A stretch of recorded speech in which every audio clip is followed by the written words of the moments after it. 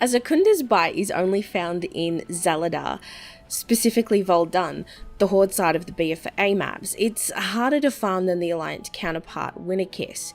This is because Akunda's bite spawns in the desert, and the desert covers the entire map of the Voldun area, whereas Winter's Kiss is confined to the small snowy sections of Drustvar. This means that farming Akunda's bite is one of the more difficult flowers to farm, as it only spawns in the one map, it's map wide, thinning out the spawn nodes. Within this video, I'll take you through two of the paths that I use when I farm Akunda's bite. The first path is the main one that I use. It's also somewhat popular in that you'll probably see other people flower picking around the area as well. It takes approximately 7 to 8 minutes per lap and can generally lead to a good amount of flowers.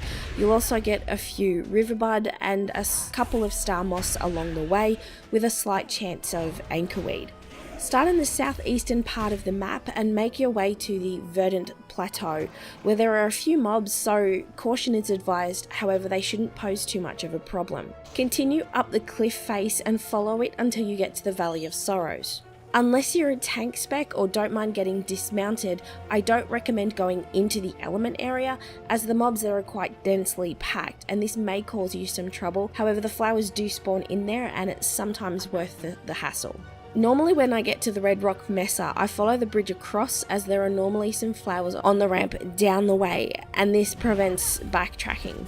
However, as luck would have it, as I was recording this, the flowers were on the left hand side. Be careful of the little Gorgus mobs as they kind of swarm you. Continue down to the Eternal Springs. This is also where I found a few anchorweed and where you'll get the riverbud. From here, I move towards the Ashvale encampment.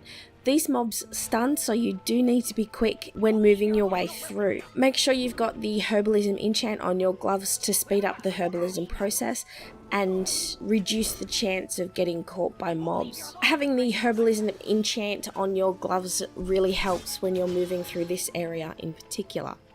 Now when you're exiting, stay to the right side of the mountain to prevent backtracking on the path. Around the Red Rock Basin area, you'll see spiders that can and will probably root you if you get too close or as you're farming a flower.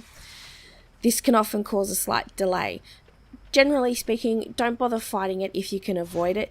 Continue running towards the stairs of the Zul Ajin, I think it is. Personally, I'm not too happy with this particular section as there aren't too many flowers around the area. However, if you extend the path out to the left and go around, it makes it feel like it takes forever per loop, and there isn't that many more flowers going that way anyway. Although I do admit, I still do this on occasion just to give the flowers more of a respawn time, because sometimes that helps in generating more flowers. While in the Withering Gulch, you'll have the annoying flowers that'll chase you. It's a popular area for questing, maybe there's daily quests there as well. And while you're here, don't bother breaking down the mobs with your herbalism skill, it's not worth it. Continue around the mountain and you'll be back where you started. This path, as I said before, is somewhat popular, however it can support a few people flower picking with their paths intersecting. There is a high density of Akunda's bite and a decent chance of anchorweed. If you're enjoying the video, leave a comment letting me know what your favourite flower is to farm so far. The second path is one I use when I want Akunda's bite and the other flowers as well. This path you'll get Siren's Pollen, Sea Stalk, Star Moss and a chance at some anchorweed. It'll take approximately 5 minutes per loop. I start from the Alliance base and then head out to Bolwyn's Fall, staying to the right hand side of the wall. Head through Boartail Gulch, be careful as it's inundated with mods. Continue on to Temple Incursion, go through Forward Camp and then loop back around using the Forgotten Marsh. During the recording, I was particularly unlucky with the flowers in this area. However, it's normally somewhat decent if you're after a place to get a top up on the more useful flower picking potions. However, in saying that, the Alliance side is far better for doing this unless you specifically want Akunda's bite. There is a video showing now in the cards that has a better route for a mix of flowers. Personally, I prefer the first as there's more of a path to follow, and that extra 2 minutes gives the nodes a little bit more time to repopulate.